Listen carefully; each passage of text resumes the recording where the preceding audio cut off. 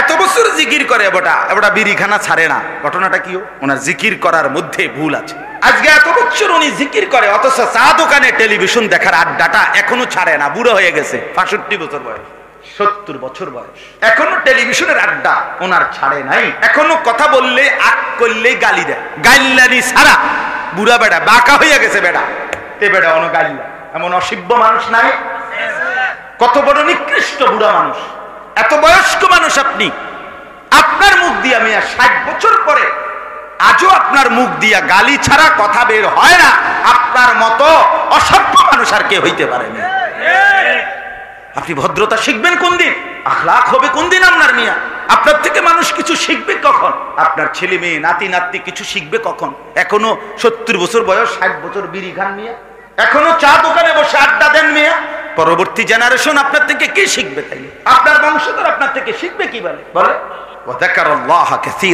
আল্লাহ বলে বেশি বেশি আমার জিকির যারা করে, আখিরাতকে যারা পেতে চায়, আল্লাহকে যারা পেতে চায়, তারা সবকিছুতে রসুলের তরিকা আদর্শ খুঁজতে পায়, তালাশ করে, তারা তালাশ করে। এটা গুরুত্বপূর্ণ। এই জন্য জিকিরও সুন্দর করা চাই। আল্লাহর জিকির বেশিও করতে হবে, সুন্দরও করতে হবে। কোরআনে স্পষ্ট আছে সূরা বাকারাতে, ওয়াযকুরুহু কামা হাদাকুম। আল্লাহ বলছে আমি যেভাবে দিক নির্দেশনা দিয়েছি সেভাবেই আল্লাহর জিকির করো। সুবহানাল্লাহ, লিকিতা লিকি, হ্যাঁ লিকি জিকির তামাশা করেন, হ্যাঁ তামাশা করেন, এগুলো কি ধরনের জিকির? 4 রাকাত সুন্নত নামাজ পড়ে ফেললেন, 1.5 মিনিটও লাগলো না, 2 মিনিটও লাগলো না, কিতা ঘটনা কিতা? তাব্বাতিয়াদা কুল হুয়াল্লাহ কোন সময় পড়ে লাইলেন? আত্তাহিয়াতু কোন সময় পড়লেন? রুকু সিজদার তাসবিহ পড়লেন কখন? হ্যাঁ, তামাশা। এটা কি তামাশা? তামাশা। আল্লাহ আমাদেরকে মাফ করে দেন, আল্লাহ আমাদের কলিজার মধ্যে বুঝ দান। মুরব্বী চাচারাও রাগ করেন না, আপনি ভেবে দেখেন গুনাহ ছাড়বার সময় হবে কখন? 60 বছরও গুনাহ ছাড়লেন না, আর সময় কখন? আর কখন? কোরআন শরীফে স্পষ্ট আছে প্রত্যেক জাহান্নামের ভীষণ আগুনে যখন উথাল পাতাল ঢেউ খাবে, আগুনের মধ্যে ঢেউ খাবে, তখন জাহান্নামী বারবার চিৎকার করে বলবে, রব্বানা আখরিজনা, আল্লাহ আমারে জাহান্নাম থেকে বের করে একটু সুযোগ আবার দেন, আমি নেক আমল করব। তখন কসম খোদা আল্লাহ তাআলা প্রথম যেই জবাবটা দিবে প্রত্যেক জাহান্নামীকে, আল্লাহ প্রথম জবাবটা বলবে, আওয়ালাম নুআম্মিরকুম, আমি কি তোমাকে হায়াত দেই নাই? বান্দা, গত 60 বছর কি আমি দিছিলাম না? মনে নাই? গত 50 বছর হায়াত দুনিয়ায় যে থাইকা আসছো সেটা কি আমি দেই নাই? কি চাচ্ছ আবার? কিসের হায়াত চাচ্ছ? সেটা তুমি দিয়ে আসছিলাম।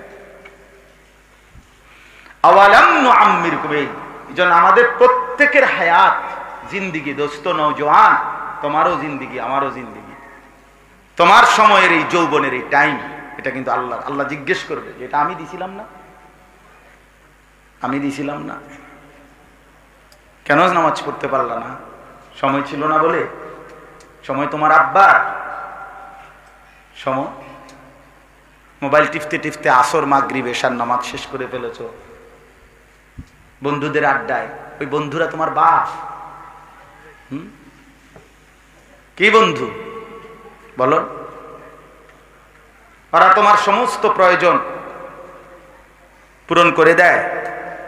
সামান্য পেটে ব্যথা হইলে তখন এই বন্ধুদেরকে ডাকেন না আল্লাহকে ডাকেন? তাহলে ওই দুষ্ট জানোয়ারে যে তার পিছনে আড্ডা দিয়ে যে সময় শেষ করলে, হ্যাঁ? আল্লাহ আমাদেরকে হায়া, লজ্জা, শরম দান করে। লজ্জা জীবনের বড় সম্পদ। আল হায়াউ শু'বাতুম মিনাল ঈমান।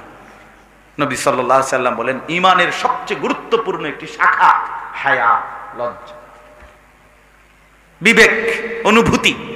তাহা কি করছি? কার জমিনে, কার রিজিক খেয়ে, কার আসমান আর জমিনে আমি নাফরমানি করছি?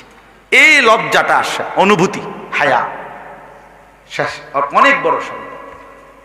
নবী সাল্লাল্লাহু আলাইহি সাল্লাম বলেন, ইযা লাম তাস্তাহি ফাসনা মা শিত, যখন হায়া লজ্জা চলে যায় তো যা ইচ্ছা তুমি তাই করো, যা নাফরমানি, তোর যা মন চায়, তোর জন্য শরমে নাই। আর কি, আর এই যে সমস্ত ছেলে দেখবেন রাস্তার পাশে পেশাব করে, এগুলোর কোনো শরম নাই, এরা এরপরে কোনো কিছুতে আর লজ্জা বোধ করে না।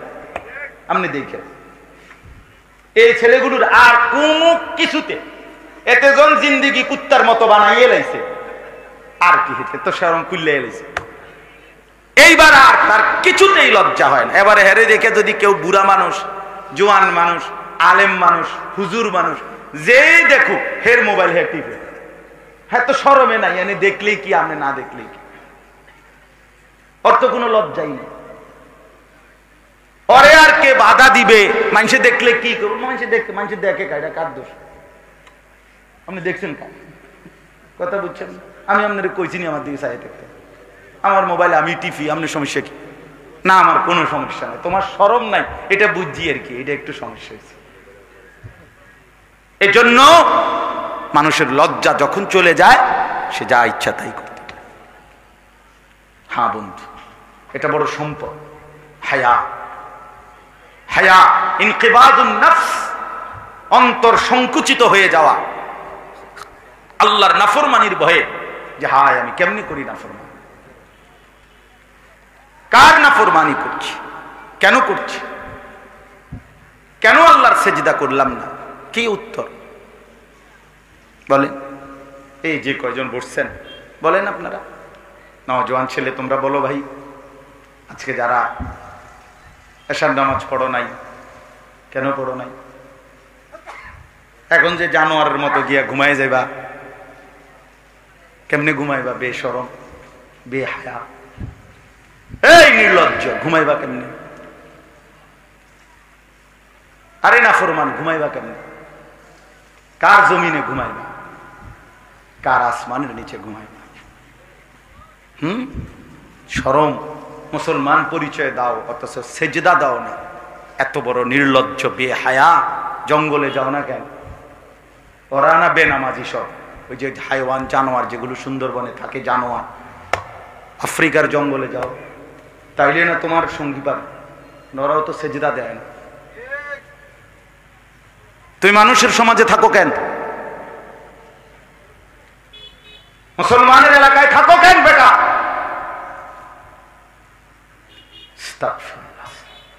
মানে কতটা নির্লজ্জ আপনি কোন? মানুষের তো একটা সামান্য কমন সেন্স থাকে, কি রে আমি মুসলমান, আমার বাপ দাদা মুসলমান, আমগো গ্রামটা মুসলমানের, আমরা বাড়ির চারিদিকে সবাই মুসলমান, আমগো গ্রামে মসজিদ আছে, আজান হয়, ইমাম সাহেব আছে, হুজুর আছে, মাদ্রাসার ছাত্র আছে, এতটি মানুষের সামনে আমি বেনামাজি অসভ্যের মতো হাঁটি। আচ্ছা এটা কি তাই দেয়? তুই কি প্লাস্টিক রে? এটা কি মানুষ রে? এটা আপনি বুঝছেন না? এই তো মানে ন্যূনতম লজ্জা নাই, কারণ ন্যূনতম সরব না, এটা এটা একদম বেশরম, একদম বেহায়া, বেনামাজি একদম বেহায়া। ওরে জঙ্গলে মানায়, ওরে জঙ্গলে মানায়, ওরে হাইওয়ান জানোয়ারদের সাথেই মানায়। উলাইকা কাল আনআম, আল্লাহ বলছে মনের ইচ্ছে মতো যে চলে, কোরআনের আয়াত এটা বন্ধু, সে জানোয়ারের মতো। কিসের মতো? হ্যাঁ,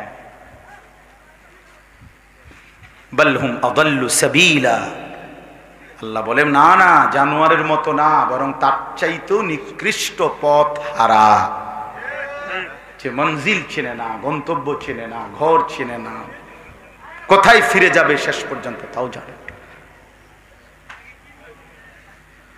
আল্লাহ আমাদেরকে মাফ করে দেন। فخلف من بعدهم خلف أضاعوا الصلاة واتبعوا الشهوات فسوف يلقون غيا, আল্লাহ বলে নিকৃষ্ট সেই প্রজন্ম যারা নামাজ নষ্ট করে আর মনের ইচ্ছে মতো চলে। ওই জেনারেশন নিকৃষ্ট জেনারেশন, ওই প্রজন্ম নিকৃষ্ট প্রজন্ম যারা নামাজ নষ্ট করে এবং মনের ইচ্ছে মতো চলে। আল্লাহ বলে ফাসাউফা ইয়ালকাউনা গাইয়া, আমি অচিরেই তাদেরকে জাহান্নামের সবচেয়ে নিকৃষ্ট গর্ত, সবচেয়ে ভয়ঙ্কর আযাবের গর্ত জাহান্নামে একটা আছে, সেটার নাম হলো গাই। হাদিসে আছে, কোরআনে আছে, এটা কোরআনের আয়াত। আমি গাই নামক জাহান্নামের সবচেয়ে বেশি আযাবে ভরপুর পূর্ণ গর্তে এই নাফরমানদেরকে ছুঁড়ে মারে। বন্ধু বিশ্বাস, এটা কোরআনের আয়াত। এই ছেলেরা বিশ্বাস করো, বাপ কসম খোদার, এটা কোরআন শরীফের আয়াত। সত্য করে বলে, আমি কালকে হজের থেকে আসি। হাজি সাহেব কি আর উল্টা করে? আমার হজ্জের পরে আজকেই প্রথম মাস। গতকালকে আমি মাগরিবের আগে আসছি মদিনা শরীফ থেকে। হ্যাঁ, এজন্য এরা নিকৃষ্ট প্রজন্ম। আল্লাহ আমাদেরকে মাফ করে দেন। এই জন্য বললাম, আল্লাহ তাআলা বলেন, আল্লাহকে যারা পেতে চায়, আখিরাতকে যারা পেতে চায়, বেশি বেশি জিকির যারা করতে চায়, আল্লাহ বলেন তাদের জন্য আমার রসুলের মধ্যেই রয়েছে সর্বোত্তম কি আদর্শ। আদর্শ কোরআনুল কারীমের মধ্যে আল্লাহ তাআলা বলেন, ওয়ামা কানা লিমুমিনিন ওয়ালা মুমিনাতিন ইযা কাদাল্লাহু ওয়া রাসূলুহু আমরান আন ইয়াকুনা লাহুমুল খিয়ারাতু মিন আমরিহি। এই দেখেন, এটাও তরজমা। আল্লাহ বলেন, কোন মুমিন পুরুষ কিংবা কোন মুমিন নারী কারো জন্যই অনুমতি নাই আল্লাহ এবং তার রসুল কোন সিদ্ধান্ত দেওয়ার পরে তার বিপরীতে নিজের কোনো মতামত পেশ করা। কসম খোদা, আল্লাহ বলে এটা কোনো মুসলমান হলে তার জন্য অনুমতি নাই। ওয়ামান ইয়াসিল্লাহ ওয়া রাসূলাহু ফাকাদ দাল্লা দালালাম মুবিনা। অতএব যে আল্লাহ এবং তার রসুলের বিরুদ্ধাচরণ করবে, আল্লাহ বলে সে সুস্পষ্ট গোমরাহির মধ্যে, পথভ্রষ্টতার মধ্যে নিমজ্জিত হবে। এই যে সদা বাংলা বলা কোরআনের তরজমা, আয়াতের অর্থ স্বাভাবিক। এটার মধ্যে এই যে অর্থটা বললাম, এটার মধ্যে খুব ব্যাখ্যা করে বোঝানোর কিছু আছে? কথা বলেন না কেন? মানে এটা একের বাংলা স্বাভাবিক কথাটা তরজমা বলাতে বোঝেন না? আল্লাহ এবং তার রসুলের ফায়সালা শোনার পর কোন মুসলমান যদি মুসলমান পরিচয় দেয়, তার নিজের কোনো মতামত এর বিপরীতে পেশ করার অধিকার নাই। কোরআন শরীফে আরো আয়াত শুনে, এই যে আয়াতটা আমি পড়ছি তার পরের আয়াত 65 নম্বর আয়াত সূরা নিসাতে, এখানেই এখন যেটা পড়লাম তার পরের আয়াত, ফালা ওয়া রাব্বিকা লা ইউমিনুনা হাত্তা ইউহাক্কিমুকা ফীমা শাজারা বাইনাহুম। আল্লাহ বলে, বন্ধু আমি আল্লাহ, আমি রব। আল্লাহ কি রব? আল্লাহ বলেন আমি রবের কসম, মানে আমার জাতের কসম। আল্লাহ নিজের কসম করে বলছে। আল্লাহ বলছে আমার নিজের কসম করলাম বন্ধু, আমি আমার নিজের জাতের, আমার সিফাতের, আমার রবের কসম দিয়ে বললাম, আপনি সিদ্ধান্ত দেওয়ার পরে যদি কেউ তার বিপরীতে কিছু বলে, তার ঈমান থাকবে না। লা ইউমিনুনা, ফালা ওয়া রাব্বিকা লা ইউমিনুনা, ঈমানদার হবে না। কার সিদ্ধান্তের মতে দাড়ি কাটলেন? হ্যাঁ, কার সিদ্ধান্ত মতে সুদ খান? কার সিদ্ধান্ত মতো কিস্তি উঠাইলেন?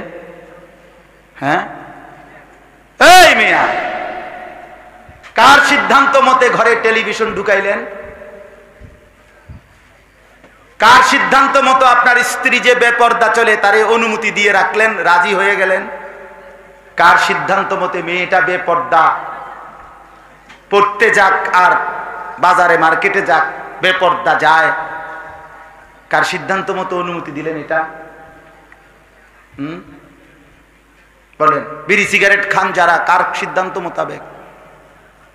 যুবক ভাই তোমরা যারা নামাজ পড়ো না, কার সিদ্ধান্ত মোতাবেক? চুলের এই ফ্যাশন কারে দেখে সাজাইলা? জিন্দিগি কার মতো সাজাইলা ভাইয়া? আল্লাহ তাআলা বলছে লা ইউমিনুন, লা ইউমিনুন। এই আয়াতের তাফসীর স্পষ্ট আছে, সব কিতাবে আছে। বিখ্যাত একটা ঘটনাই আছে নবীজির জামানার। দুইজন লোক নবীজির জামানায় একটা বিষয় নিয়ে ঝগড়া করছে, নবীজির কাছে ফয়সালার জন্য গেছে। নবীজি প্রকৃত যে ব্যক্তির দাবি সঠিক তার পক্ষে রায় দিছে, কিন্তু যার পক্ষে রায় দেয় নাই সেই লোকটা বলছে আমি শুধু এই রায়ে যথেষ্ট রাজি না, আমি ওমরের কাছে আবার যাব। তো ওই যার পক্ষে নবীজি রায় দিছে উনি বললেন চলো চলো ওমরের কাছেও চলো। তো ওমর রাদিয়াল্লাহু তাআলা আনহুর কাছে গিয়া মোকদ্দমাটা আবার পেশ করছে। ওমর রাদিয়াল্লাহু তাআলা আনহু জিজ্ঞেস করছে যে এই মামলার উপরে ইতিপূর্বে আর কেউ ফয়সালা দিছে কিনা? তো সেই লোক বলল হ্যাঁ, রাসূলুল্লাহ সাল্লাল্লাহু আলাইহি সাল্লাম এর পক্ষে ফয়সালা দিছে।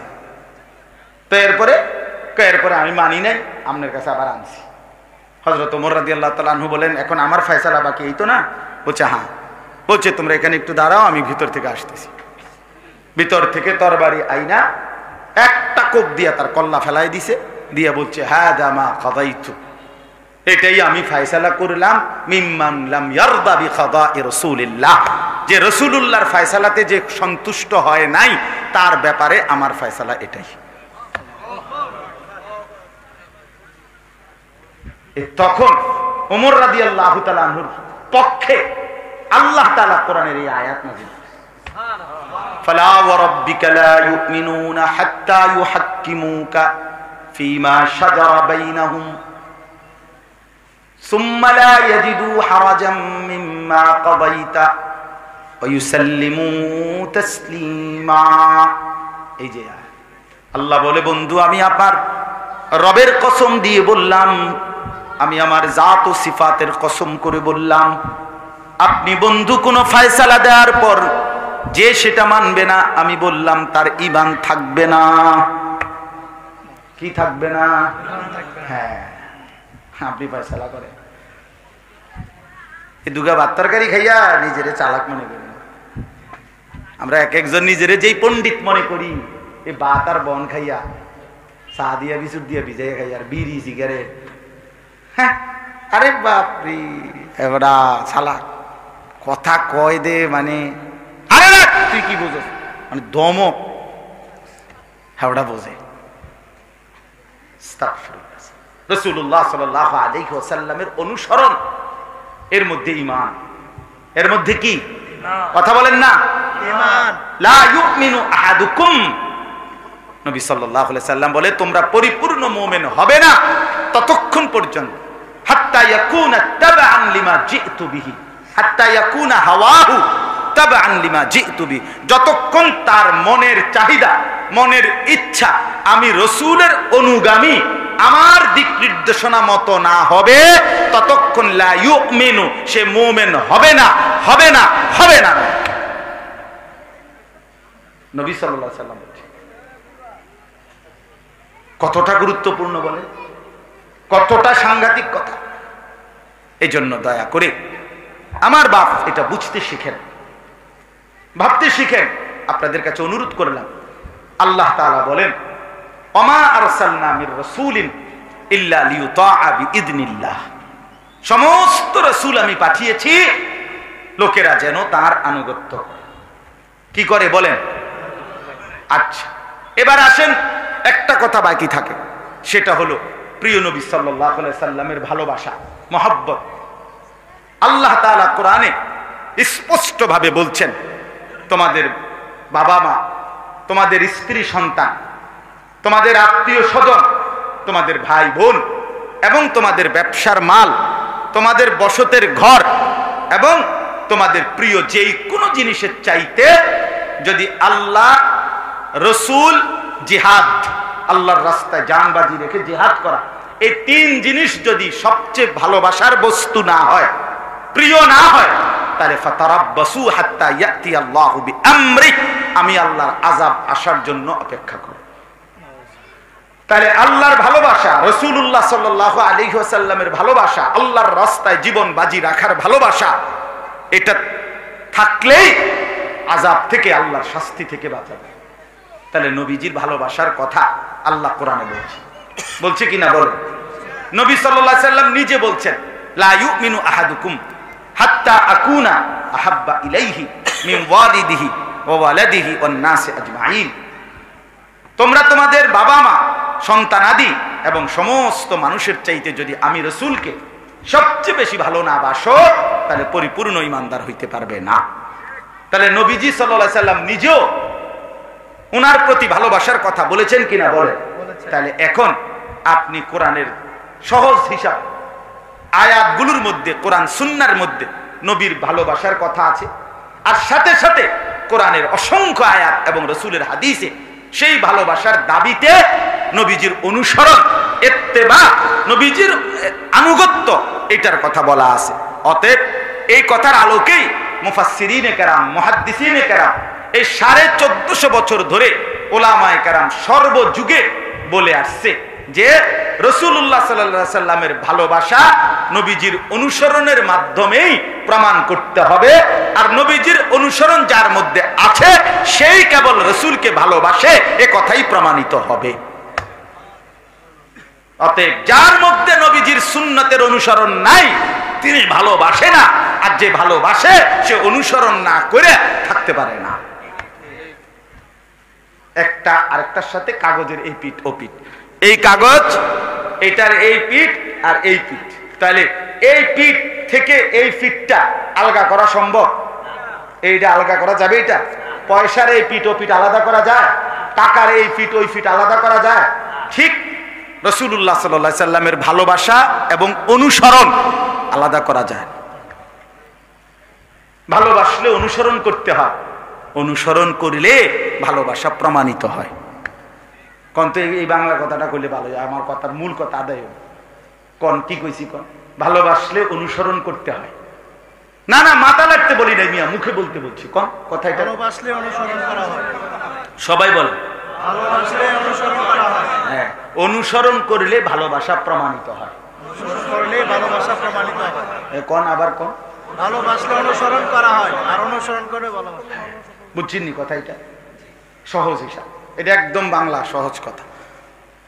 আল্লাহ তাআলা এই জন্যই বলছেন, কোথাও বলছেন ভালোবাসা, কোথাও বলছেন অনুসরণ, কোথাও বলছেন অনুসরণ, কোথাও বলছেন ভালোবাসা, অর্থাৎ কাগজের এই পিঠে। স্বাভাবিক হিসাব। ভালোবাসো তো অনুসরণ করো, অনুসরণ করো তো ভালোবাসো, খালাস, সোজা হিসাব। এই জন্য দয়া করে এই কথাটা আপনারা রাসূলের শহর থেকে, নবীর রওজা পাকের কাছ থেকে আমি আসছি, এজন্য আমার মনের থেকে এটা বললাম, এজন্য বলি রাসূলুল্লাহ সাল্লাল্লাহু আলাইহি ওয়াসাল্লামের অনুসরণ চাই।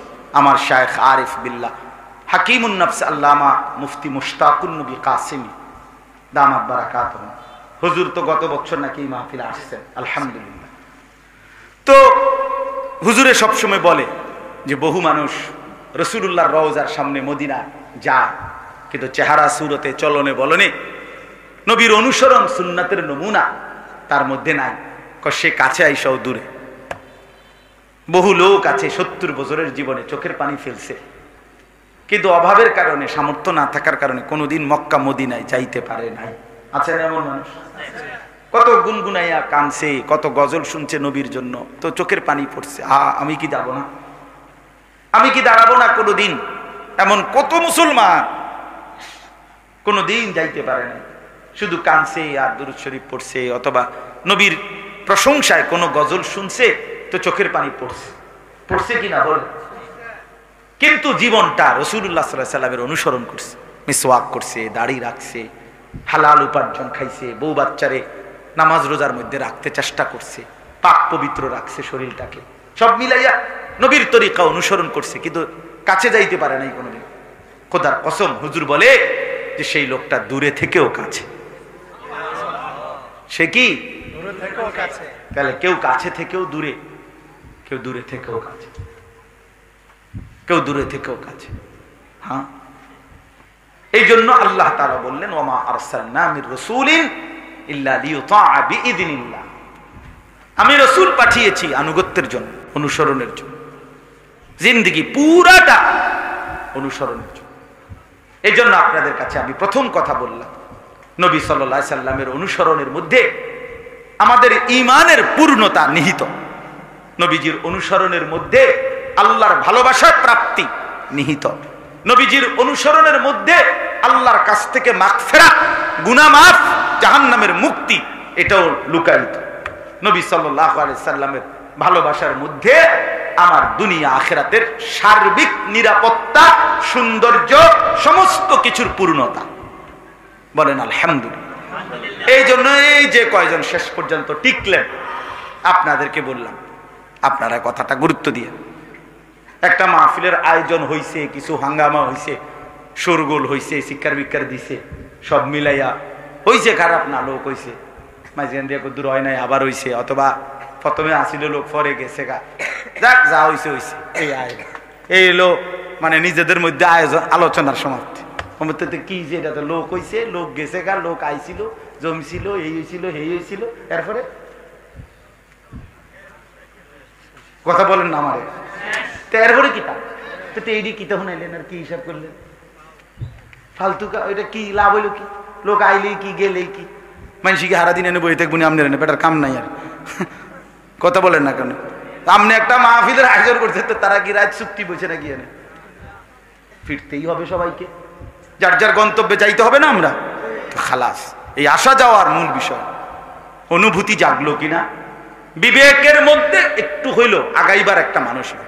আমার বাপ হাল ছেড়ে দিয়ে রাসূলুল্লাহ সাল্লাল্লাহু আলাইহি সাল্লামের সুন্নাত আপনি বলেন যে অনেকগুলো নাই, তো এখন শুরু করেন, একটা শুরু করে, দুইটা শুরু করে। আমার কথাটা বুঝছেন না? বাম পাও দিয়ে নবী সাল্লাল্লাহু আলাইহি সাল্লাম বাথরুমে টয়লেটে ঢুকতেন, আজকের থেকে শুরু করেন নাকি এটাও পারতেন না? কথা বলেন, এটাও পারতেন না? নবীজি সাল্লাল্লাহু আলাইহি সাল্লাম ডান পাও দিয়ে মসজিদে ঢুকতেন, এটা শুরু করেন। নবীজি নিয়মিত মেসওয়াক করতেন, 20 টাকা দিয়ে একটা মেসওয়াক কিনে আপনি অনুসরণ করেন, মেসওয়াক করতেন নবী। একবারে ইন্তেকালের দিন, নবীজি যেদিন পৃথিবী থেকে বিদায় নিছে, জান কবজ করছে জি আজরাইল, সেই দিনও নবীজির হাতে আল্লাহর কসম মেসওয়াক হাতে ছিল। বেরস না, বেরস আর টুথপেস্ট এটা ছিল না, মেসওয়াক ছিল। হ্যাঁ, মেসওয়াকের 70টা উপকার কিতাবে আছে, 69টা পুরস্কার মেসওয়াকের আল্লাহ তাআলা হাসরের ময়দানে দিবে, আর একটা দুনিয়াতে দিবে। কি একটা পুরস্কার হলো দুনিয়াতে, মেসওয়াক যে নিয়মিত করবে রব্বে করিম তাকে ঈমানের মৃত্যু নসিব করবে। মরণের সময় তার জবান দিয়া কালেমায়ে শাহাদাত উচ্চারণ, তাযকিরুশ শাহাদাতাইন ইনদাল মাউত, এর মেসওয়াকের উপকার। কি বন্ধু আপনারাই চালাক, আমরা হুজুররা বিয়ে করব জি না, আপনি আপনার লাইনে চালাক, আমি আমার লাইনে চালাক। এই জন্য দয়া করে অনেক মুরব্বী আছেন, বাবা চাচা আছেন, ফিকির করেন, সুন্নাতের অনুসরণ করেন, দাড়ি রাখেন, দাড়ি কাটা বন্ধ করে দেন, দেখেন সিদ্ধান্ত নিলেই হয়ে যায়।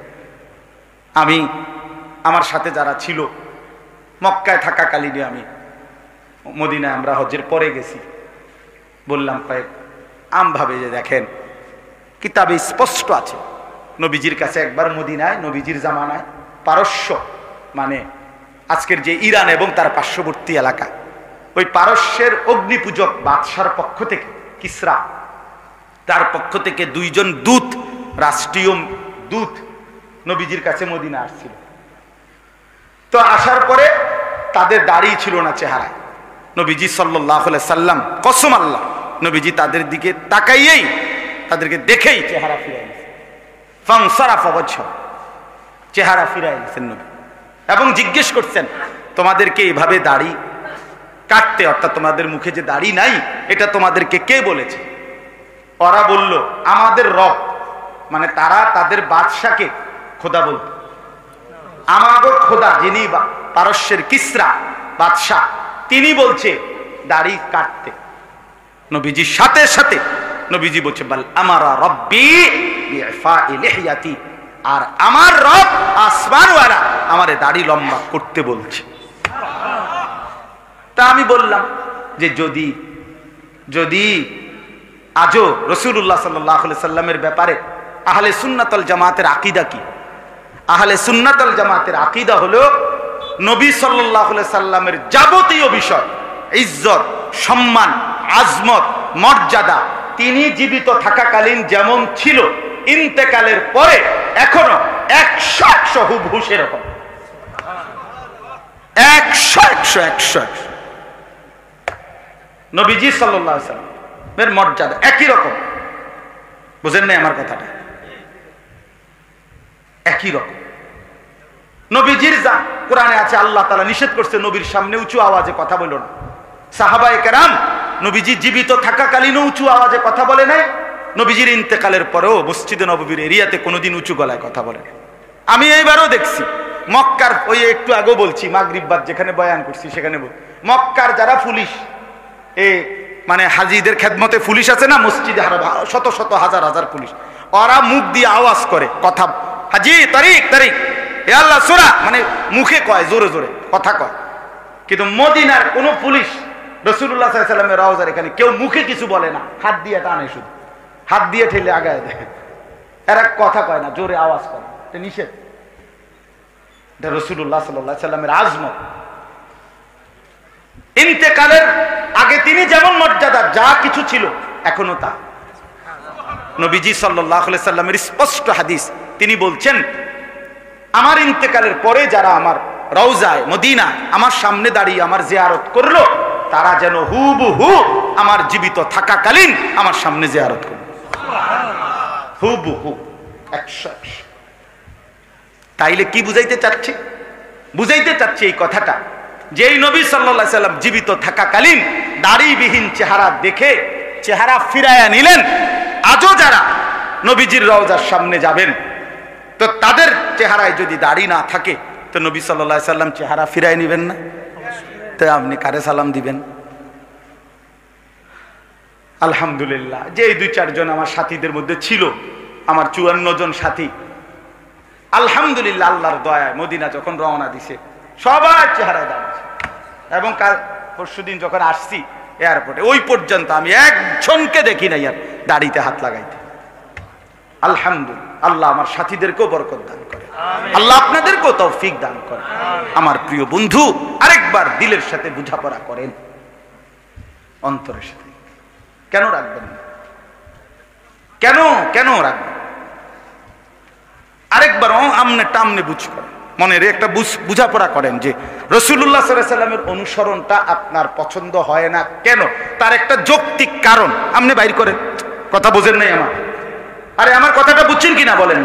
একটা যৌক্তিক কারণ, বিড়ি সিগারেট এই দুর্গন্ধওয়ালা মুখটা কেন বানাইলেন, এটার একটা কারণ দর্শন, একটা কারণ কর না।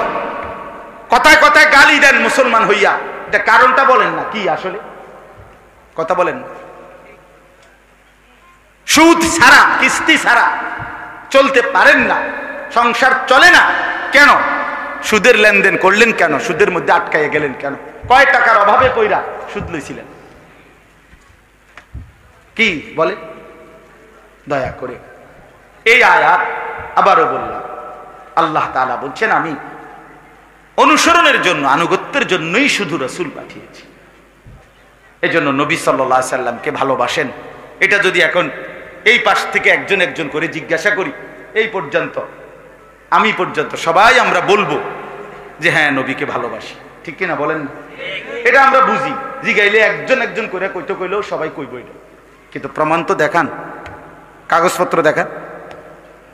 কথা বোঝেন না? কথা BS-CS RS দেখান, খতিয়ান কই, কাগজপত্র লাগবে না আমার কি? তো এটা আপনার জমি, আপনি বলতেছেন এটা দেখাবেন না কাগজ, তো কই দলিলপত্র কই, কাগজপত্র কই? রাসূলুল্লাহ সাল্লাল্লাহু আলাইহি সাল্লামের ভালোবাসার প্রমাণ, অনুরোধ রইল, আপনি আপনার ভালোর জন্য, আমার জন্য না, আপনার ভালোর জন্য আপনি নবীজির অনুসরণ করেন, তাইলে আপনার ভালো হবে, ভালোবাসা প্রমাণিত। আখিরাত চাইতে হইলে অনুসরণের মাধ্যমে প্রমাণ করতে হবে। আর দুনিয়া, ভাত মাছ চাল ডাল জিলাপি বিরিয়ানি খিচুড়ি অথবা দুনিয়াবি কোনো কিছু, এইটা যদি পাইতে চান রাসূলের ভালোবাসার নাম দিয়ে, তাহলে ঠিক আছে, কোনো সমস্যা নেই। কিন্তু আল্লাহ বলছে রাসূলের অনুসরণ করবে সে আখিরাত পেতে চায়, যে আল্লাহকে পেতে চায়, যে বেশি বেশি আল্লাহর জিকির করতে চায়, যে আখেরাত যদি দরকার লাগে তাইলে এই সম্ভব করলে ওই তো না না কাকু বিড়ি খাইতে খাইতে নবীর ভালোবাসা জি না, এত রঙে দোয়ান বাহি খায় না, এত রং না, এত তামাশা না। এটা দুনিয়া পাওয়া যাবে, দুনিয়া মিলবে, আখেরাত মিলবে আখেরাত। এবার আসেন দ্বিতীয় অংশ, শেষ কথা। একটু আগে আমরা এটা বলছি, নবী সাল্লাল্লাহু আলাইহি সাল্লামের অনুসরণের মাধ্যমে আমাদের আল্লাহ আমাদের গুনাহ মাফ করে দিবে, ঠিক কিনা বলেন? ওই যে ওয়াগফির লাকুম যুনুবাকুম, আল্লাহ বলছে তোমাদের গুনাহও মাফ করে দাও। তাহলে আমাদের মাগফিরাত আমাদের দরকার কিনা? কথা বলেন না, এই শেষ কথাটা শেষ, আর একটু কথা, এটাই শেষ। আমাদের মাগফিরাত আমাদের দরকার কিনা? আমাদের প্রত্যেকের জিন্দেগিতে নেকি চাইতে গুনাহ বেশি কিনা? অনেক বেশি, আমারও আপনার অনেক অনেক অনেকবার গুনার দিকে তাকাইলে নেকি বলতে কিচ্ছুই না, অন্ধকারই দেখা যায়। এই জন্য মাগফিরাত দরকার, আমাদের গুনাহ মাফ পাওয়া দরকার। তো আল্লাহ তাআলা এই আয়াতের মধ্যে একজন মুসলমান মুমিন নিজের গুনাহ মাফ পাওয়ার জন্য, নিজের গুনাহ মাফ করাইবার জন্য একটা দারুণ চমৎকার কার্যকর একটা পদ্ধতি, কৌশল আল্লাহ বলছে। কৌশলটা কি? কৌশলটা হলো নবী সাল্লাল্লাহু আলাইহি সাল্লামের দরবারে ওনার সম্মুখে গিয়ে হাজির হওয়া, নবীজির সামনে গিয়ে দাঁড়ানো। নবীজির সামনে গিয়ে দাঁড়াইয়া কেউ যদি আল্লাহ তাআলার কাছে নিজের গুনাহ মাফ চায় আর সাথে দিল থেকে এটা বলে, হে আল্লাহর রাসূল, আপনাকে সামনে নিয়ে আমি আল্লাহর কাছে আমার গুনাহ মাফ চাচ্ছি, আপনিও লগে আমার জন্য আল্লাহর কাছে একটু সুপারিশ করেন, আমারে আল্লাহ যেন মাফ করে দেন। আল্লাহ এই আয়াতে বলছে, বন্ধু আপনার উম্মতের আবদারে আপনি যদি কোন আমার কাছে, আমি লগ লগ 100 মাফ করে দেব। আপনি শুধু কুদুর কইলে এইটাই কথা। ওয়ালাউ আন্নাহুম ইয যালামু আনফুসাহুম, রব্বুল আলামিন বলেন আমার বান্দারা যদি পুরা জিন্দেগি গুনাহ করে ফেলে, নিজের উপরে জুলুম করে ফেলে, গুনার সাগর যদি পাহাড় পরিমাণ গুনাহ করে ফেলে, কোটি কোটি গুনাহ যদি করে, জাউকা এরপরে আপনার সামনে আসে, আপনার সামনে হাজির হয়, ফাস্তাগফিরুল্লাহ এরপরে আপনাকে সামনে নিয়ে যদি আমি আল্লাহর কাছে গুনাহ মাফ চায়, ইস্তিগফার করে, ওয়াস্তাগফারা লাহুমুর রাসূল, আর তাদের জন্য আপনি রাসূলও যদি আমি আল্লাহর কাছে একটু মাফ চান, মানে সুপারিশ করেন, আপনি বন্ধুও যদি বলেন যে আল্লাহ আমার এই উম্মতকে আপনি মাফ করে দেন, লাওয়াজাদুল্লাহ তাওয়াবার রাহিমা, আল্লাহ বলে বন্ধু আমি ওয়াদা দিলাম সাথে সাথেই আমি আল্লাহকে আপনি তওবা কবুলকারী হিসাবেই পাবেন, আমি মাফ করে দেব। রাহিমা আমি দয়াশীল, দয়াও করব মাফও করব, আমি আল্লাহ অবশ্যই মাফ করে দেব। সুবহানাল্লাহ। কেন মদিনা গেলাম, কেন মদিনা যাব, কেন নবী সাল্লাল্লাহু আলাইহি সাল্লামের রওজার সামনে দাঁড়াবো? এই জন্য আমার যে গুনাহ মাফ দরকার, দরকার না? আমার যে মাগফিরাত দরকার, আমার যে জাহান্নামের আযাব থেকে বাঁচা দরকার, এই জন্য যাওয়া, এই জন্য যাওয়া, এই জন্য যাওয়া। এই জন্য রাসূলুল্লাহ সাল্লাল্লাহু আলাইহি ওয়াসাল্লামের, একটু আগে বললাম, সমস্ত উলামায়ে কেরাম এই ব্যাপারে একমত যে এই কোনো ব্যাপারে নবীজির জীবিত থাকাকালীন যেই হুকুম, ইন্তেকালের পরেও সেই হুকুম। কথা বোঝেন না? তাহলে আল্লাহ বলছে আপনার সামনে এসে যদি কেউ মাফ চায় আমি আল্লাহর কাছে, আপনিও যদি বলেন তাইলে আমি মাফ করে দেব। এটা জীবিত থাকাকালীন যেমন, ইন্তেকালের পরে এখন রাসূলুল্লাহর মদিনায় রওজা আতহারের সামনে দাঁড়াইয়া বললে, আর নবী যদি আমার দিলের দরদ আর ব্যথা দেখে, নবীর মহব্বত অনুসরণ দেখে, আর রাসূল সাল্লাল্লাহু আলাইহি সাল্লাম যদি কুদ্দুর বলে, খোদার কসম আল্লাহ মাফ করে দেবে, মাফ করে দেবে। এটার প্রমাণ এই একটা প্রমাণ বলে শেষ করছি। কিতাবের মধ্যে, সব কিতাবে একটা বিখ্যাত ঘটনা আছে। একজন বড় বুজুর্গ ছিলেন, উবাইদুল্লাহ আল আতবী রাহমাতুল্লাহি আলাইহি, ওনার নাম আতাবিও বলে, তো এই বুজুর্গ আল্লাহর ওলি, আল্লাহর এক নেক বান্দা, নবীজি সাল্লাল্লাহু আলাইহি সাল্লামের ইন্তেকালের পরে একবার এই বুজুর্গ নবীজির রওজা শরীফ মদিনা, নবীজি সাল্লাল্লাহু আলাইহি ওয়াসাল্লামের রওজার পাশে দাঁড়িয়ে আছেন। তো এই অবস্থায় একজন সহজ সরল মুসলমান, সাধারণ মুসলমান, এই লোকটা আয়েশা নবীজি সাল্লাল্লাহু আলাইহি সাল্লামের রওজার সামনে, সেই লোকটা এসে দাঁড়াইছে, এই বুজুর্গও পাশে দাঁড়ায়। শুনতেছেন কথাটা? এইটাই শেষ কথা, এই শেষ ঘটনাটা বলতেছি। সব কিতাবে আরবি, উর্দু, বাংলা নবীজির মদিনার ফজিলত, জিয়ারতের ফজিলতের উপরে যত কিতাব আছে ওখানে আছে এই কথা, এটা ঘটনা এটা। তো এই লোকটা ওই যে সাধারণ গ্রাম্য সহজ সরল মুসলমানটা আইসাই, তো পরে এই লোকটা দাঁড়াইয়া ওই বুজুর্গ পাশে শুনতেছে। লোকটা আইসাই নবীজির রওজা পাকে সামনে দাঁড়িয়ে বলল, ইয়া রাসূলুল্লাহ, আমি আল্লাহর কোরআনের এই আয়াত আমি শুনেছি, পড়েছি যে আল্লাহ বলছে আপনাকে সামনে নিয়ে আপনার কাছে যদি কেউ মাফ চায়, আরে আল্লাহর কাছে কেউ মাফ চায় আর আপনিও যদি একটু সুপারিশ করেন তো আল্লাহ মাফ করে দিবে গুনাহ। ইয়া রাসূলুল্লাহ, আমি আসছি আপনার সামনে, আমি আল্লাহর কাছে মাফ চাইতেছি, আপনি কদ্দুর কোন আমার লাগে।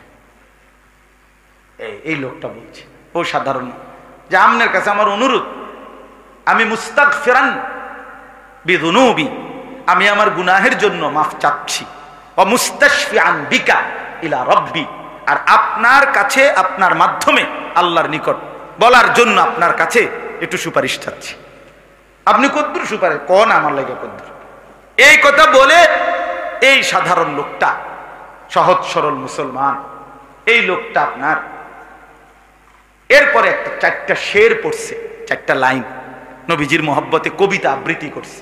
ইয়া খায়রা মান দুফিনাত বিল কা'i আযমুহু ফাতাবা মিন তিবিহিন্নাল কা'u ওয়াল আকাম নাফসিল ফিদাউ লিকবরিন আনতা সাকিনুহু ফীহিল আফাফু ওয়া ফীহিল জুদু ওয়াল কারাম।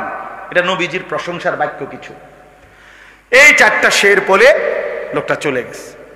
এই বুজুর্গ বলেন, ওবায়দুল্লাহ আল আতাবি রাহমাতুল্লাহ আলাইহি বলেন, একটু পরেই নবীজির রওজা থেকে বের হয়ে আমি এক জায়গায় বসছি, আমায় একটু হেলান দেওয়াতেই আমার চোখে ঘুম চলে আসছে। ওই বুজুর্গ যিনি দাঁড়াইয়া শুনছিল লগে, কথা বুঝছেন কেন? কসম আল্লাহর, ওই বুজুর্গ বলেন সাথে সাথেই চোখ ঘুমের থেকে ঘুমে যাওয়াতেই, ঘুম আসাতেই আমি নবী সাল্লাল্লাহু আলাইহি সাল্লামের স্বপ্নে নবীজির জিয়ারত নসিব হয়েছে। আর নবীজি সাল্লাল্লাহু আলাইহি সাল্লাম বললেন, আমাকে বলছেন, এখন আলহিক, তুমি ওই বেদুইন, ওই আরবি, যে লোকটা একটু আগে আমার সামনে দাঁড়াইয়া আমার প্রশংসার বাক্য বলছে, আমার কাছে সুপারিশ চাইছে, তুমি তার এখন গিয়া বলো আমি তার জন্য সুপারিশ করছি আর আল্লাহ তারে পুরা মাফ করে দিছে। আচ্ছা, এটা যে বাস্তব সত্য গল্প কাহিনীটা, এই ঘটনাটা, এটার প্রমাণ কি জানেন? প্রমাণ হলো এখনো, আজকে 1000 বছর, 100 বছর পরেও এখনো, আজকের এখনো রাসূলুল্লাহ সাল্লাল্লাহু আলাইহি সাল্লামের রওজা মোবারক যেখানে দাঁড়িয়ে সালাম দেয় হাজী সাহেবরা, যেখানে দাঁড়ায়, এখানের মাঝের 2 খুঁটিতে ঠিক মাঝখান বরাবর, আমি প্রতি বছর গেলেই যখনই যাই আমার হাজী যারা লগে থাকে আমার সাথে, তারপরে দেখাই এটা স্বর্ণের অক্ষর, স্বর্ণ দিয়ে মোড়ানো অক্ষরে এই 4টা শের কবিতার এই লাইন 4টা এখনো আছে, আজও আছে, এখনো আছে, এখন আমি দেখাইছি। ওই বেটা এটার কথা, এটা এই সাধারণ এই লোক, কিন্তু বলছেটাকে, হ্যাঁ মিয়া, আজও আছে। সবাই ওই হাজী সাহেবরা তো এমনি সাধারণ, অনেকে তো পড়তে পারে না, এটা বুঝে না, মানে কত কথাই তো লেখা আছে এখানে, এটা ওই বেদুইনের শের, যে নবীজির ভালোবাসায় নবীজির সামনে দাঁড়িয়ে এটা পড়ছিল এবং আল্লাহর কাছে ইস্তিগফার করছে, সুপারিশ চাইছে নবীজির কাছে। এজন্য বাপ 2 কথা আজকে বললাম। 1 নম্বর কথা হলো, রাসূলুল্লাহ সাল্লাল্লাহু আলাইহি সাল্লামকে যদি ভালোবাসেন অনুসরণ করতে হবে, আর নবীজিকে প্রেরণের উদ্দেশ্যই নবীজির অনুসরণ, বলেন না কি? আর 2 নম্বর কথা হলো মক্কা এবং মদিনার জিয়ারত, আল্লাহর ঘর এবং রসুলের রওজা পাকের জিয়ারত, এটার স্বপ্ন দেখবেন। কি বলে? এটা দিলের মধ্যে তামান্না করবেন। মনে মনে বলবেন, মনে মনে চেষ্টা করবেন, প্রস্তুতি নিবেন যে মাওলা আমি কখন আপনার ঘর দেখব, আমি রসুলের রওজায় যাব কখন, ওই কালো গিলাফ দেখব কখন, ওই সবুজ গম্বুজ দেখব কখন, আপনার বন্ধুর সামনে দাঁড়াবো কখন। আমার রুমমেট একজন ছিল আমার সাথে, ও বেচারারে আমি এমনি ভালো ইঞ্জিনিয়ার, অনেক কিছু শিখাইছি, এটা এটা কইবেন, কেমনে সালাম দিবেন, কেমনে কি করবেন, খুব ভালো মানুষ। উনি রসুল্লাহ সাল্লামের রওজা শরীফের সামনে কাছে গিয়ে বাইর হইয়া পরে আমার কজরে আমি সব মিলে গেছি, আমি আর কিচ্ছু মনে নাই, আমার কি বলবো, আমি নবীজির সামনে দাঁড়িয়ে ভাবতেই সব ভুলে গেছি। এই জন্য বাপ, এটা কেমন অনুভূতি বিশ্বাস করেন, এটা বুঝানো সম্ভব না। হ্যাঁ, 1450 বছর ধরে যার আলোচনা পৃথিবীর রন্ধ্রে রন্ধ্রে হচ্ছে, সেই তিনি ওইখানে এবং জীবিত, হায়াতুন নবী সাল্লাল্লাহু আলাইহি ওয়াসাল্লাম, সশরীরে জীবিত। এই জন্য দয়া করে আজকে বললাম, হজ্জের জন্য, আল্লাহর ঘর জিয়ারতের জন্য, রাসূলুল্লাহ সাল্লাল্লাহু আলাইহি ওয়াসাল্লাম মানে নবীজির জিয়ারত করতে হইলে আপনাকে হজ বা উমরায় যাইতে হবে। কথা বুঝছেন কিনা? এটার স্বপ্ন দেখেন, প্রস্তুতি নেন, অল্প 1000 টাকা করে জমান, 1500 টাকা করে জমান, আলগা একটা জায়গা, মাওলা আপনার ঘর দেখব বলে 1000 টাকা দিয়ে কতদিন পরে টাকার 8 লাখ টাকা কোন সময় বুক, কত বছর লাগবে? না না, আপনার মহব্বত আল্লাহর পাক দেখলে, বান্দার ভালোবাসা দেখলে আল্লাহ তাআলা এই ব্যবস্থা করে। আমার পরিচিত এক হাজী সাহেব, উনি দেখা হয়েছে ওখানে মদিনায়, বললাম আমি জানি উনি খুব দুর্বল মানুষ, আমি বললাম কখন আইলেন বা আর কে আসছে আপনার সাথে? আমার বিবির নিয়ে আসছে। আমি বললাম আপনি কোন কি, আপনি দুইজনে আসছেন হচ্ছে? হ্যাঁ। কেমনে আসলেন? হুজুর বিবি একদিন কাইন্দা কইছে আল্লাহর ঘর দেখবো, একটু জমি ছিল, জমি বেচালাইছি, আইসা পড়ছি। আচ্ছা বলেন, মালিক কেমন খুশি হয়েছে? হ্যাঁ, আল্লাহ চাইলে তাকে এর চাইতে বেশি দিতে পারেন? 3 শতক জায়গা আল্লাহর কাছে বেশি তো। এই জন্য দয়া করে এখন থেকেই স্বপ্ন দেখেন। যুবক ছেলেরা, তোমরাও ভাইয়া, কত কিছুই তো দেখতে মন চায়, কক্সবাজার দেখতে মন চায়, কুয়াকাটা দেখতে মন চায়, কত বাংলাদেশের বা বাহিরের কত চাকচমক, কত বিনোদন পার্ক, কত কিছু দেখতে মন চায়। তো কালো গিলাফ আল্লাহর ঘর, ঠিক আছে, জেনারেটর আছে, মিসওয়াক ব্যবহার করেন, দাড়ি রাখেন, হ্যাঁ, খাওয়ার সময়, খাওয়ার শেষে, ঘুমের সময়, ঘুমের পরে, টয়লেট বাথরুমে ঢুকতে বের হইতে, মসজিদে ঢুকতে বের হইতে কি কি সুন্নত নবীজির একটু 2-4টা করে করে শেখেন, পালন করেন। উপার্জন হালাল হারাম ভাইসা চলেন, বউ বাচ্চারে কেমনে নামাজি বানানো যায় ফিকির করেন, একটু উদ্যোগ তো নেন, কিছু কিছু চেষ্টা তো করেন। আর সম্ভব না, আমার বুঝি হুজুর কথা ভালোই কইছেন, আসলে হইতো না, এটা তো অপদার্থের কথা, এটা তো দজভঙ্গ মানুষের কথা, এটা তো ফালতু মানুষের কথা, আমি হইতো না, আর ভাইতাম না। খানা খাইবেন না? খামো, ভাত খাইতাম না। বাবা, খানা দাবাত খাইবেন নি? খামো। আর তো গুস্ত লবেন নি? চাচা লমো, গুস্ত কেনা লন, খানায় 100 কামের কথা কইলে ওটা নাই কেন? দুনিয়া তো ভোগ করতে কোনো পিছপা হন না, তো আখিরাতের জন্য প্রস্তুতি নেবেন না? কথা বলেন না কেন? এই জন্য আমরা প্রত্যেকে ইনশাআল্লাহ আজকে নিয়ত করলাম যে আমরা রাসূলুল্লাহ সাল্লাল্লাহু আলাইহি ওয়াসাল্লামের সুন্নাত অনুসরণ করব ইনশাআল্লাহ। শুধু কইয়া শেষ করলে হবে না, আপনাকে শিখতে হবে, জানতে হবে, জিজ্ঞেস করতে হবে, হবে কিনা বলে। একটা তো একদম সরাসরি বললাম, মেসওয়াক জীবনে দেখেন নাই কোনোদিন, এমন একজন ভাগ্যবান হাত উঠান চাই বলে না হুজুর আমি এই মেসওয়াক যে কয়ডারে, এইটা আমি জীবনে কোনোদিন দেখিনি। আপনার কিন্তু ছবি উঠে রাখবো কদ্দুর না, আপনার আলাদা দেমো, আমি কমুতা করে যে আপনার ছবি যেন টাঙ্গাইয়া দেয়। এটা দেখছেন না মেসওয়াক কখনো? কথা বলেন না কেন? হ্যাঁ, অতএব এই মেসওয়াক অ্যাভেলেবেল কিনতে পাওয়া যায়, পাওয়া যায় না? 20 টাকা, 10 টাকাও আছে, 15 টাকাও আছে, কিনেন। এটাই শুরু করেন যে আজকে সিদ্ধান্ত নিলাম ইনশাআল্লাহ কালকে একটা মেসওয়াক কিনবার চেষ্টা করে মেসওয়াকটা আমরা ব্যবহার করি। যতবার আপনি ওযু করবেন ততবারই মেসওয়াক করবেন। বলেন না?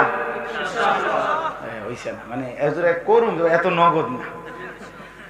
এই বছর যেহেতু বান্তি ফেরিয়া গেছে, জুলাই মাস একবারে সুজা, জানুয়ারি আইক, একটা বছরেরও মিল আছে, ঠিক নেই কথাটা? অথবা এই সপ্তাহ বাংতি ফেরিয়া গেছে, আজকে মঙ্গলবার, শনিবার দেখি না, এরকম কালকে কালকে কিনবেন, দেখেন ভালো হবে। মিসওয়াক করলে দাঁত পরিষ্কার হয়। নবীজি বলছে আল্লাহর সন্তুষ্টি পাওয়া যায়। মিসওয়াক করলে ইমানের মৃত্যু। নবীজি বলছেন জিব্রাইল আমার কাছে যতবার আসছে কোরআন নিয়ে, আয়াত নিয়ে, ওয়াহি নিয়ে, ততবার যাওয়ার সময় কসম নবীজি বলছে ততবার যাইতে সময় আমারে মিসওয়াকের কথা বলে গেছে। প্রত্যেকবার যতবার আসছে জিব্রাইল, শুধু কোরআনের আয়াত নিয়ে আসছে জিব্রাইল আলাইহিস সালাম নবীজির কাছে 24,000 বার। কয় হাজার বার? তো মিসওয়াকের কথা বলছে কয়বার? জি জি, একটা শুধু বললেন। আপনি এই সুন্নতটা অনুসরণ করুন। এটা কওমি মাদ্রাসার হুজুরগো সুন্নত না, না অনেক তো আবার অ্যালার্জি আছে, ব্যারাম, বুঝেন না কথা? এটি ওয়াহাবির গো আমল না, রে ওয়াহাবির না, এটা নবীজির আমল। কথা বলেন না কেন মিয়া? এটা রাসূলুল্লাহ সাল্লাল্লাহু আলাইহি ওয়াসাল্লামের আমল। ঢালা দিয়া, ধাক্কা দিয়া, খোঁচা মাইরা ফেলে দিয়েন না, হাসরের ময়দানে আটকায় যাবে। দুনিয়া চলবে মিয়া, ভাত মাছ গরুর গোশত ভার্বের মুরকা ইডি বন্ধ হইতো না, ইডি চলছে বালাই। খানা দানা আটকাইতো না, আখেরাত আটকায় যাবে, পরকাল আটকায় যাবে। আজকে সবক সুন্নত মোতাবেক জীবন গড়ব ইনশাআল্লাহ। মক্কা মদিনার সফর, আল্লাহর ঘরের জিয়ারত, রাসূলুল্লাহ সাল্লাল্লাহু আলাইহি ওয়াসাল্লামের জিয়ারতের স্বপ্ন, প্রস্তুতি, চেষ্টা, আকাঙ্ক্ষা করব ইনশাআল্লাহ।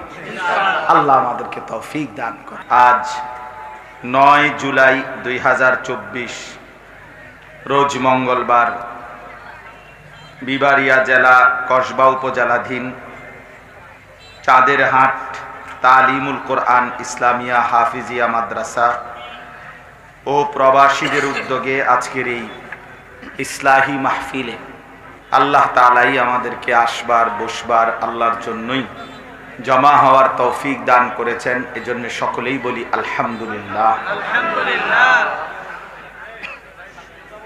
সবার কাছে বিনীত অনুরোধ, দয়া করে আল্লাহর ওয়াস্তে সবাই যদি মুখটা বন্ধ করেন, একটু চুপ থাকেন, ভালো হয় ভাই। আপনারা যে কয়েকজন শ্রোতা বসছেন তার যদি 10 ভাগের 1 ভাগও বসে আমার কোনো আপত্তি নেই, 2-4 জনও যদি বসে তাও সমস্যা নেই। আর 2 জন শ্রোতা আমার গাড়িতে আমি সাথে নিয়ে আসছি, ওনারা আছে 2 জন আমার সাথে, আমার তেহেরাও শুনলেও চলবে আমি। কিন্তু আল্লাহর ওয়াস্তে একটা কথা বলে, মেহেরবানি করে কমপক্ষে এইটুকু মানুষ আপনারা যে কয়জন বসছেন আপনারা কথা বলেন ইনশাআল্লাহ। চুপ থাকলে ভালো হবে, কথা বললেন না, এটা ভালো, আমি বললাম। আর যদি কথা না বলে থাকতে না পারেন কোনোভাবে, তো উঠে চলে যান। যার কথা বাকি আছে আপনি কোথাও গিয়ে বলেন, কোনো সমস্যা নেই। কসবা উপজেলা তো আর এই কদ্দুর জায়গা না, আরো জায়গা আছে, তো অন্য জায়গায় গিয়ে বলেন। এজন্য মাহফিলের ইন্তেজামেরও যারা আছেন আয়োজক, তারাও স্বেচ্ছাসেবকের কার্ড লাগানো দেখছি আমি অনেকের গায়ে, মানে এরা কিসের স্বেচ্ছাসেবক বা কি কামের, এইটা প্রমাণ করেন যে এই যতজন দাঁড়িয়ে আছে তা করে বসান। আর যদি বসবে না তো তারে আসতে সসম্মানে চলে যান, কোনো আপত্তি নেই। শ্রোতা নিয়ে কমে বেশি কোনো কথা না, কি বলে? মূল বিষয় কি শ্রোতা বেশি বা কম, এটা বিষয় না। এই জন্য দয়া করে স্বেচ্ছাসেবকের কার্ড লাগানো যারা, তারা বাকি সাথীদেরকে মহব্বতের সাথে বসা। আল্লাহ তাআলা সবাইকে তৌফিক দান করেন। মুআজ্জাজ হাজিরিন, আমাদের প্রিয় ভাই হযরত মাওলানা গাজী ইয়াকুব উসমানী দামাত বারাকাতুহুমুল আলিয়া, আমি যখন আসছি তখন দেখছি তিনি বয়ান করতেছেন শেষ দিকে, আর এর পরে পরেই প্রিয় ভাই হযরত মাওলানা মুফতি রফিকুল ইসলাম মাদানী তিনি এই মাত্র আপনাদের সামনে কথা বলে গেলেন। আল্লাহ তাআলা তারা দুইজন সহ পেছনেও যারা কথা বলেছেন আজকের এই মাহফিলে সকলকে আল্লাহ তাআলা বরকত দান করেন। পেছনের সেই কথাগুলোর উপরেও আল্লাহ তাআলা আমাদেরকে আমলের তৌফিক দান করেন। সম্মানিত হাজিরিন, আমি আপনাদের সামনে পবিত্র কোরআনুল কারীমের 5 নম্বর পারা 4 নম্বর সূরা, কোরআনুল কারীমের 4th সূরা, সূরা নিসা, এই সূরার 64 নম্বর আয়াত, এই একটি আয়াত তেলাওয়াত করছি।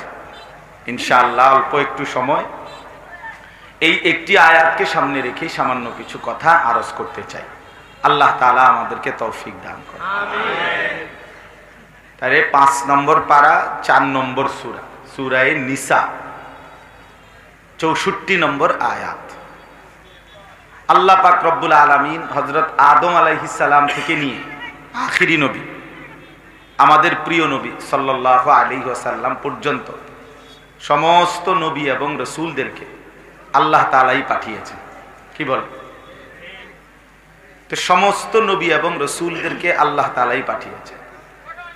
কোরআনুল কারীমের মধ্যে আল্লাহ তাআলা বলেন, ওয়ামা আরসালনা মিন ক্বাবলিকা ইল্লা রিজালান, হে আমার নবী আপনার পূর্বেও আমি অসংখ্য ব্যক্তিদেরকে রাসূল হিসাবে পৃথিবীতে পাঠিয়েছি।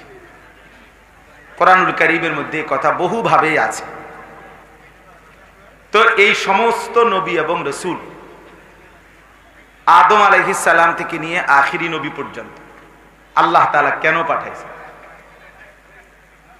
এর অনেকগুলো কারণ, এর মধ্যে মৌলিক একটা কারণ আল্লাহ তাআলা এই আয়াতের মধ্যে উল্লেখ করেছেন।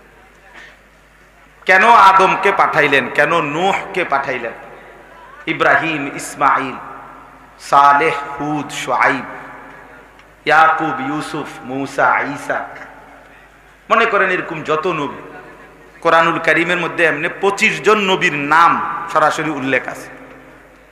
আর এমনি নবী রাসূলদের সংখ্যা 1.25 লাখ অথবা তার চাইতে বেশি বা কম। তাইলে এই সমস্ত নবী এবং রাসূলকে আল্লাহ তাআলা কেন পাঠালেন, এটার জবাবে আল্লাহ তাআলা এই আয়াতের মধ্যে বলছেন। কি বলছেন আল্লাহ তাআলা? ওয়ামা আরসালনা মির রাসূলিন ইল্লা লিইউতাআ বিইذনিল্লাহ। আল্লাহ তাআলা বলেন, আমি একজনকেও রাসূল হিসাবে অন্য কোনো উদ্দেশ্যে বানাই নাই, পাঠাই নাই, প্রেরণ করি নাই। যত নবী এবং যত রাসূল আমি আল্লাহ তাআলা পাঠিয়েছি তাদেরকে আর কোনো উদ্দেশ্যে পাঠাই নাই, একটাই উদ্দেশ্য। সেটা কি? ইল্লা লিইউতাআ, তাদেরকে আমার বান্দারা অনুসরণ করবে, শুধুই কেবল এই উদ্দেশ্য। বুঝতেছেন কথাটা? তাইলে আদম থেকে মুহাম্মদ সাল্লাল্লাহু আলাইহি ওয়াসাল্লাম সকলকেই আল্লাহ তাআলা বলেন যে আমি পাঠিয়েছি একটাই উদ্দেশ্য। সেই উদ্দেশ্য হলো লিইউতাআ বিইذনিল্লাহ, আল্লাহর হুকুমে, আল্লাহর আদেশে, আল্লাহর ইচ্ছায় তাদের আনুগত্য, তাদের অনুসরণের জন্য। তাহলে আদমকে আমি আল্লাহ পাঠাইলাম অনুসরণের জন্য, নূহকে আমি আল্লাহ পাঠাইলাম অনুসরণের জন্য, মূসা, ঈসা, ইব্রাহিম, ইসমাইল, সালেহ, হুদ, শুআইব, ইয়াকুব, ইউসুফ, যতজনকে আমি নবী এবং রাসূল বানিয়েছি একটাই উদ্দেশ্য, আমার বান্দারা ওই নবীদের সম্প্রদায়, কওম, তাদেরকে অনুসরণ করবে। এই জন্য এটাই মূল উদ্দেশ্য, লিইউতাআ বিইذনিল্লাহ, আল্লাহর হুকুমে, আল্লাহর আদেশে জনগণ, সর্বশ্রেণীর মানুষ তাদের অনুসরণ করবে, আনুগত্য করবে, এই উদ্দেশ্য। এই কথাটাই হলো এই আয়াতের প্রথম কথা। আর দ্বিতীয় অংশটা আরেকটা কথা, এটা আরেকবার আলাদা বলতেছি। আগে এই কথাটা একটু বলি, পরে আবার দ্বিতীয় অংশটা বললে আমার কথা শেষ ইনশাআল্লাহ। সম্মানিত হাজিরিন, তাইলে এই কথাটা আপনারা এই আয়াত দ্বারা, এই কথা এবার আমরা আমাদের নবী সাল্লাল্লাহু আলাইহি ওয়াসাল্লামের ব্যাপারে ভাবি যে আমাদের প্রিয় নবী সাল্লাল্লাহু আলাইহি ওয়াসাল্লাম তাকে আল্লাহ তাআলা কেন পাঠালেন? একই উত্তর, লিউতা, তার আনুগত্যের জন্য, আমরা যেন তাকে অনুসরণ করি এই জন্য, আর কোনো উদ্দেশ্য নেই। আরবিতে নফি ইস্তেসনা, এখানে একটা শব্দ আছে অমা, মা, এটা না বোধক শব্দ, আর ইল্লা একটা শব্দ আছে, এটা হলো পিছনে যতজনকে না করছে যেত বিষয়কে, এরপরে যেটা বলে শুধুই এটা উদ্দেশ্য, এটা বোঝানোর জন্য, হসর বুঝা। যেমন কোরআনে আছে, আপনারা আরো বাংলায় বুঝবেন সহজে, ওমা খালাকতুল জিন্না ওয়াল ইনসা ইল্লা লিয়াবুদুন। এইটা যেরকম কথা, এটা স্টাইল বলার ঢং, এইটাও এরকম। আল্লাহ তাআলা বলেন আমি মানুষ এবং জিনকে অন্য কোনো উদ্দেশ্যেই বানাই নাই, শুধুই একটা উদ্দেশ্য, আমার ইবাদত করো। এই কথাটা বুঝছেন না? এটা যেরকম যে আর কোনো উদ্দেশ্য নাই, উদ্দেশ্য একটাই, আমার ইবাদত করবে মানুষ। তো এইটার মতো এই আয়াতটা এমন, আমি রসুলদেরকে একজনকেও অন্য কোনো উদ্দেশ্যে পাঠাই নাই, শুধু একটাই উদ্দেশ্য, তাদের আনুগত্য করবে মানুষ, অনুসরণ করবে, অনুসরণ করবে। তাইলে এই আয়াতের দ্বারা এই কথা স্পষ্ট, আমাদের প্রিয় নবী সাল্লাল্লাহু আলাইহি ওয়াসাল্লামকে মহান আল্লাহ পাক এই পৃথিবীতে পাঠিয়েছেন তাকে অনুসরণ করার জন্য, তার আনুগত্য করার জন্য, তার ইতাআত করার জন্য। কোরআনুল কারীমের আরো কয়েকটা আয়াতের তরজমা আপনি শুধু শুনেন, তাইলেও আপনি বুঝবেন। আল্লাহ তাআলা কোরআনুল কারীমের মধ্যে বলছেন, কুল ইন কুনতুম তুহিব্বুনাল্লাহ ফাত্তাবিউনি। হে নবী আপনি বলেন, তোমরা যদি আল্লাহকে ভালোবাসতে চাও তাহলে আমি মুহাম্মদ, আমি রাসূল, আমার আনুগত্য করো, আমার অনুসরণ করো।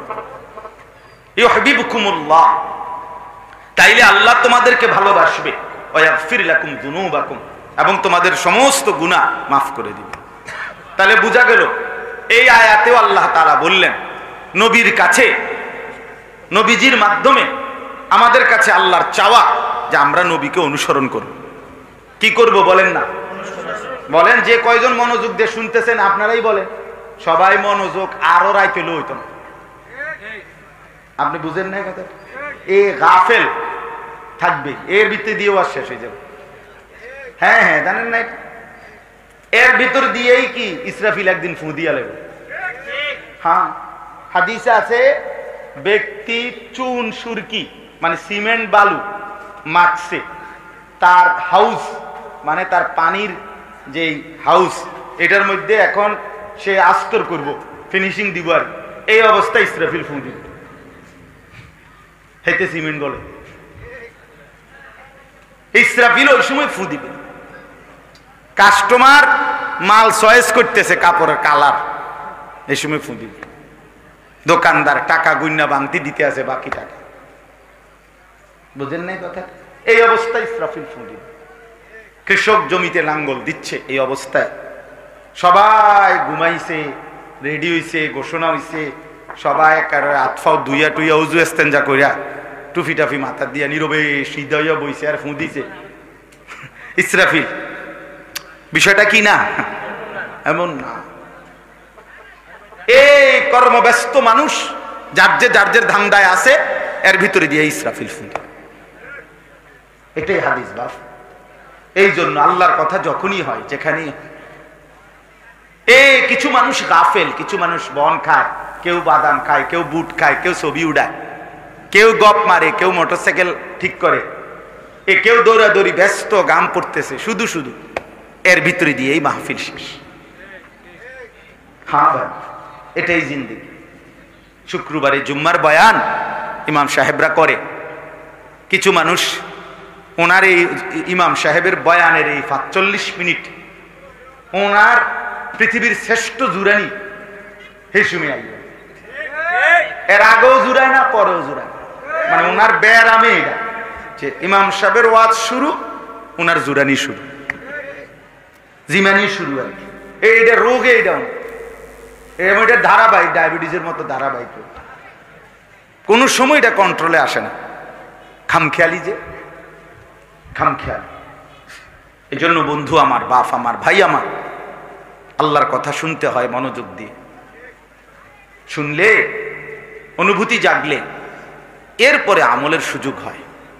শুনলেন না, বুঝলেন না, দিল জাগবে কেমন, বিবেক জাগবে কেমন, অনুভূতি জাগবে কেন? আমরা মনোযোগ দিয়ে শুনতেই চাই। কোরআনুল কারীমে আছে, আল্লাহ তাআলা বলেন, ফাবাশশির ইবাদ আল্লাযীনা ইসতামিউনাল কাওলা ফায়াত্তাবিউনা আহসানা। হে নবী, আপনি আমার ওই বান্দাদেরকে জান্নাতের সুসংবাদ দিয়ে দেন যারা মনোযোগ দিয়ে কথা শোনে, অতঃপর কোরআন সুন্নাহর কথাগুলো অনুসরণ করে। আমি বলছি আপনারা ফায়জমা, আপনি বুঝছেন লুঙ্গি, কথা বুঝছেন না আপনারা। আমি বলছি উত্তর, আপনি কোন দহি, তাহলে তো হইতো না। আপনাকে আগে শুনতে হবে, বুঝতে হবে, এরপরে আমল করতে। এরপরে এই জন্য আল্লাহর কথা মনোযোগ দিয়ে শুনতে হয়। শুধু দফাদফি, লাফালাফি, ফালাফালি করলে কোনো ফায়দা হয় না। এই জন্য আমি অনুরোধ করলাম, এটুকু কথা দিল দিয়ে শোনেন। তাইলে আল্লাহ তাআলা বললেন, ফাত্তাবিউনি, আল্লাহর ভালোবাসা পেতে চাও তো নবী আপনি বলেন, আপনার মুখ দিয়ে আপনি বলেন যে হে আমার উম্মত, তাইলে তোমরা আমাকে অনুসরণ করো। বিনিময়ে আল্লাহর ভালোবাসাও পাইবা, আর তোমাদের গুনাহও আল্লাহ মাফ করে দিবে। তাহলে এ কথা স্পষ্ট, রাসূলুল্লাহ সাল্লাল্লাহু আলাইহি সাল্লামের অনুসরণের মাধ্যমে নিজের জিন্দেগীর গুনাহ মাফ হয়। কি বলেন, হয় কি না বলেন? গুনাহ মাফ, গুনাহ মাফ। তাহলে নবীজির অনুসরণের মধ্যে আল্লাহর ভালোবাসাও মিলে, নিজের জাহান্নাম থেকে মুক্তিও মিলে। কারণ গুনাহ মাফ হয়ে গেলে তো আমার ঠিকানা জান্নাত, তাহলে জান্নাতও মিলে, জান্নাতও মিলে। এরপরে দেখেন, কোরআনুল কারীমের মধ্যে আছে, লাকাদ কানা লাকুম ফি রাসূলিল্লাহি উসওয়াতুন হাসানাহ। নিশ্চয়ই, অবশ্যই তোমাদের জন্য আল্লাহর রাসূলের মধ্যেই রয়েছে সর্বোত্তম আদর্শ। তোমাদের জিন্দেগীর সবচেয়ে সুন্দর মডেল, সৌন্দর্য, আদর্শ রয়েছে, আল্লাহ বলেন, আমার রাসূলের মধ্যে, নবী সাল্লাল্লাহু আলাইহি সাল্লামের মধ্যে। তো এখন আল্লাহ বলেন, সেই আদর্শকে অনুসরণ করবে কারা? নবীর তরিকা, নবীর জিন্দেগি, নবীর সৌন্দর্য দেখবে কারা? লিমান কানা ইয়ারজুল্লাহ, যারা আল্লাহকে পেতে চায়। কাকে? ওয়াল ইয়াউমাল আখিরা, যারা আখিরাতকে পেতে চায়, অর্থাৎ আখিরাতের মুক্তি, ফুলসিরাতের মুক্তি, জাহান্নাম থেকে মুক্তি, জান্নাত প্রাপ্তি, এটা যারা চায়, আল্লাহ বলে তারা আমার রাসূলের মধ্যেই তাদের জীবনের সৌন্দর্য খুঁজে পায়। ওয়া যাকারাল্লাহা কাসীরা, এবং যারা আল্লাহ পাকের বেশি বেশি জিকির করতে চায়, আল্লাহর জিকির যারা বেশি করতে চায়, করে, আল্লাহ বলেন তাদের জন্য আমার রাসূলের মধ্যেই রয়েছে উত্তম আদর্শ। তাহলে বেশি জিকির করতে করে যারা, তারা রাসূলের অনুসরণ করে। যারা আখিরাতকে পেতে চায় তারা রাসূলের অনুসরণ করে। যারা আল্লাহকে পেতে চায় তারা রাসূলুল্লাহর অনুসরণ করে। অনুসরণ। এজন্য শুধু জিকিরকারী দেখবেন, শুধু জিকির করে খুব, কিন্তু নবীজির তরিকা, সুন্নাত, চেহারা, সুরতে, চলনে, বলনে, আচরণে, লেনদেনে নবী সাল্লাল্লাহু আলাইহি সাল্লামের সুন্নাত তার মধ্যে নাই। তাহলে আপনি খবর নিলে দেখবেন তার জিকির ঠিক মতো করে না, ভুলে ভরা, ভ্রান্তিতে ভরা, খামখেয়ালিতে ভরা। এটা গুরুত্বপূর্ণ বিষয়। বিশুদ্ধ জিকির করবে, আল্লাহর জিকির বেশি, অটোমেটিকলি তার কলিজার ভিতরে রাসূলের অনুসরণ, মহব্বত, অনুসরণের প্রেরণা নিশ্চিত বেড়েই যাবে। যার মধ্যে বাড়ে নাই, আজ যে এত বছর ওটা জিকির করে, ওটা এখনো মেসওয়াক করে না। ঘটনাটা কি? জিকিরের সমস্যা, ওনার জিকিরের ত্রুটি, ওনার জিকিরের মধ্যে ত্রুটি। আলহামদুলিল্লাহ রাব্বিল আলামিন। আল্লাহুম্মা আনতাস সালাম ওয়া মিনকাস সালাম, তাবারাকতা ইয়া যাল জালালি ওয়াল ইকরাম, ইয়া আরহামার রাহিমিন, ইয়া আরহামার রাহিমিন, ইয়া আরহামার রাহিমিন। ربنا ظلمنا أنفسنا وإن لم تغفر لنا وترحمنا লানাকুনান্না মিনাল খাসিরিন। রব্বানা আতিনা ফিদ দুনিয়া হাসানাহ ওয়া ফিল আখিরাতি হাসানাহ ওয়া কিনা আযাবান নার। রব্বিরহামহুমা কামা রব্বায়ানি সগীরা। রব্বানা হাব লানা মিন আজওয়াজিনা ওয়া যুররিয়াতিনা কুররাতা আ'য়ুন ওয়াজআলনা লিল মুত্তাকিনা ইমামা। মাওলায়ে করিম আপনি মাফ করে দেন, রব্বে করিম আপনি মাফ করে দেন, মাওলা আপনি মাফ করে দেন, রাত গভীরে মাফ করে দেন, পুরা জিন্দেগির নাফরমানি সব মাফ করে দেন। মাওলা পেছনটা বড় বেশি অন্ধকার, মাওলা দেখি বলতে কিছুই নাই, জীবনটা আল্লাহ গুনাহে ভরা। আল্লাহ আপনার নাফরমানি করেছি বারবার, আপনাকে মানি নাই বহুবার। আল্লাহ আপনি নারাজ হয়েন না, মাওলা মাফ করে দেন, আগামী জিন্দেগি সুন্দর করে দেন, ঈমান আমলের দৌলত দান করেন, তাকওয়ার জিন্দেগি দান করেন, গুনাহ থেকে বাঁচবার হিম্মত দান করেন। আল্লাহ জীবনটা সুন্দর করে দেন, আখিরাত সুন্দর করে দেন, দুনিয়া আখিরাতের ভালাই দান করেন। আল্লাহ কবরের আযাব থেকে বাঁচান, জাহান্নামের আযাব থেকে বাঁচান, দাজ্জালের ফিতনা থেকে বাঁচান, কবরের মুসিবত থেকে বাঁচান। সমস্ত কবরবাসীদেরকে মাফ করে দেন, এই এলাকার আশপাশের সমস্ত কবরবাসীদেরকে মাফ করে দেন। আল্লাহ এই মাহফিলের আয়োজক যারা যেভাবে জুড়েছে সবার বংশধর খানদানকে মাফ করে দেন। আল্লাহ প্রতিটা টাকায়, প্রতিটা ঘামে, প্রতিটা মেহনতে, পরিশ্রমে আপনি বরকত দান করেন। আল্লাহ এই মাহফিল খানা কবুল করে নেন। আল্লাহ আমাদের ঘর পরিবার, স্ত্রী, সন্তানদেরকে নেক জিন্দেগি দান করেন, ঈমান আমলের জিন্দেগি দান করেন, তাকওয়ার জিন্দেগি দান করেন। আল্লাহ আমাদের সবাইকে কবুল আর মনসুর করেন। প্রিয় নবী সাল্লাল্লাহু আলাইহি সাল্লামের সুন্নাতের অনুসরণ তৌফিক দান করেন, মিসওয়াক করবার তৌফিক দান করেন। আল্লাহ আপনি দয়া করে আমাদের সবাইকে কবুল আর মনসুর করেন। আজকের মাহফিল খানা কবুল করে নেন। আল্লাহ ছেলেদের এই আয়োজন ভুল ভ্রান্তি যা হয়েছে আপনি মাফ করে দেন। আমার প্রবাসী ভাইরাও সহযোগিতা করেছে। আল্লাহ প্রবাসীরা অনেক কষ্ট করে, আমি চোখে দেখছি মাওলা, বারবার মক্কা মদিনার সফরে দেখছি ওরা অনেক কাঁদে মাওলা, ওরা অনেক কাঁদে। আল্লাহ প্রতিটা প্রবাসীকে আপনি সহি সালামতে নিরাপদে রাখেন মাওলা। বছরের পর বছর, মাসের পর মাস স্ত্রী সন্তান মা বাপ আদর সোহাগ থেকে দূরে থাকে। আল্লাহ বউ বাচ্চা ঘর পরিবারের মুখে একটু হাসি ফুটাবার জন্যে আপনি তাদের দুনিয়া আখিরাত সাজায় দিয়েন, তাদের স্ত্রী সন্তানদেরকে নেক বানায় দিয়েন। আল্লাহ কোন প্রবাসীর স্ত্রীকে বেপর্দা বানায়েন না, চরিত্রহীন বানায়েন না, কোন প্রবাসীর ছেলে মেয়েকে নষ্ট করে দিয়েন না। আল্লাহ